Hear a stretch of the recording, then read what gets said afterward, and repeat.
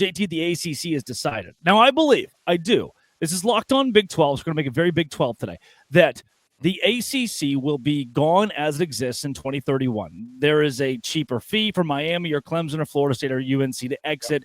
I do believe they're going to exit at that point. That is my opinion. However, between now and then, what benefits those schools and keeps them there is the fact they can make more money in a new revenue model that offers that dough to the schools who have the biggest brands. Should the Big 12 adopt that? And I think the addendum to that question is, if they do, is Utah a school that benefits from it? I think Utah would be a school that benefits, but I will say, I think it's when you're talking about the brands of Clemson, Florida State, UNC, Miami, those are all bigger brands to me than anything the Big 12 does have to offer. I don't think Utah is the biggest brand in the Big 12. I think they could get there if they had built they went back to back a couple years ago, right? Like if they could build something like that, a three-peat, like maybe that would be something I'd much rather see. And this probably isn't realistic because we're always going to reward the brands. I'd much rather see just if the teams that win the more are the ones that get the most. But this is a smart model by the ACC to, like you said, just kind of buy themselves some time till they eventually have to walk the plank as a conference more than likely.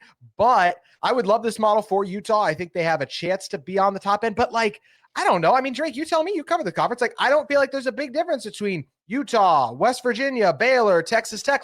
There's nowhere near the difference between those schools that there is UNC, the ACC ones. And then you mentioned Wake Forest and Boston College. That's just a big difference to me.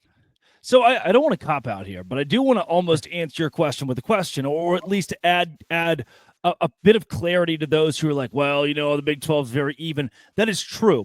But in a revenue-sharing model like this, it would go year by year based on who made the conference the most money. That amount of money might be poured back into their pocket. So even if Utah doesn't go back-to-back, if Utah's very, very good in 2025, terrible in 2026, they're going to be gifted an unequal revenue share for their success in that one season. So it's almost the question of, should we say, hey, Arizona, you were the worst team in 2025. You're going to make $10 million less than Utah. You were the best team in 2025.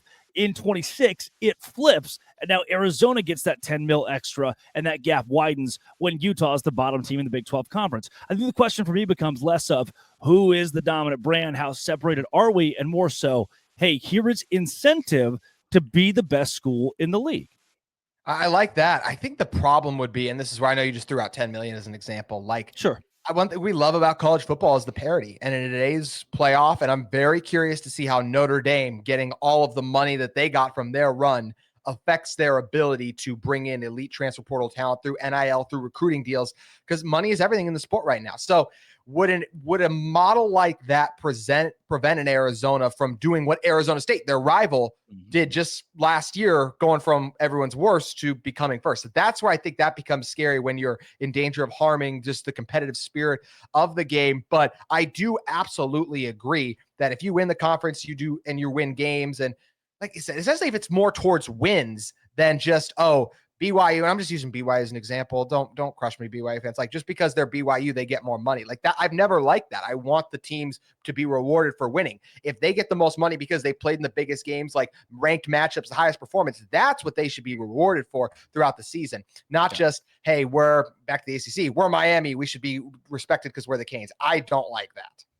I do believe the ACC is going to go awry in a lot of that. They're going to say, hey, you are just because you are. This is the model the College Football Playoff Committee adopts as well. They're going to give the SEC and Big Ten more money no matter what. The next year could be a colossal year for the Big Ten. They get one team in. The Big 12 gets two teams, three teams because of that, and they will still get millions and millions more because the model already built. Whereas in March Madness, if the Big 12 has the entire Elite Eight, that won't matter. The revenue share is much more equally split.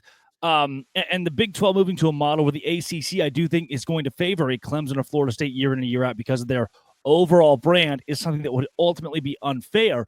Is there the idea, though, that now we've incentivized this to where if you're a Utah, we'll say just as an example, and you go 2 years missing a bowl game, now you mentioned the gap is widening between you and the schools who are getting the unequal revenue share, making more money.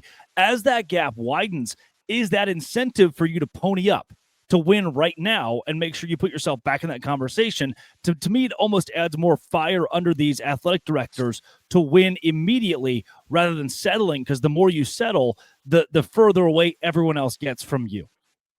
Do you feel like there are brands and schools in the Big 12 currently settling and not trying to go all in for a year-to-year basis?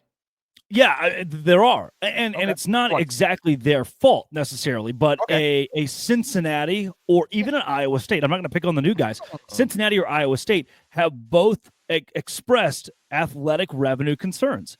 Yeah. We've seen Iowa State pause projects on their athletic departments, their arena or stadium improvements. We've seen Cincinnati or a Houston struggle because football has not been there since they joined the Big 12. And they're even asking the questions of, how do we support this revenue sharing? Can we commit fully to revenue sharing? Whereas a private school like Baylor can say, hey, we're committed to revenue sharing. And by the way, one of our donors is now married to Bill Gates. We're going to be okay long term. So I do see some Big 12 schools. Oklahoma State in the last year has come out and said, we're going to put more into NIL. We need to focus more on our athletes. We're going to cut our coach's budget. We're going to cut his contract to give more to the athletes. So at that point, I think there are Big 12 schools that would have, like I said, a fire lit underneath you to win right now, because the rest of the league is very quickly leaving you. That's very big picture amongst the Big 12. I think you could have, there are two clear schools of thought that I don't disagree with. If you're on the side of unequal revenue share, equal revenue share, I can probably find a way to come to agreement or come to terms with you no matter what. Today's show is brought to you by Gametime. Gametime's where I'm going. The Super Bowl is coming up, and it's like I've never been able to really afford the Super Bowl, and it's kind of expensive. But with Gametime, you will get the best price, the lowest price guaranteed. If you're looking for tickets to the Super Bowl, Gametime Picks is the app that does the hard work for you. It curates the best deals, so you don't have to waste time searching through endless ticket listings. The curated deals make it super simple. I grabbed the super deal for a prime seat. Couldn't believe the value. It was just easy and honestly a steal.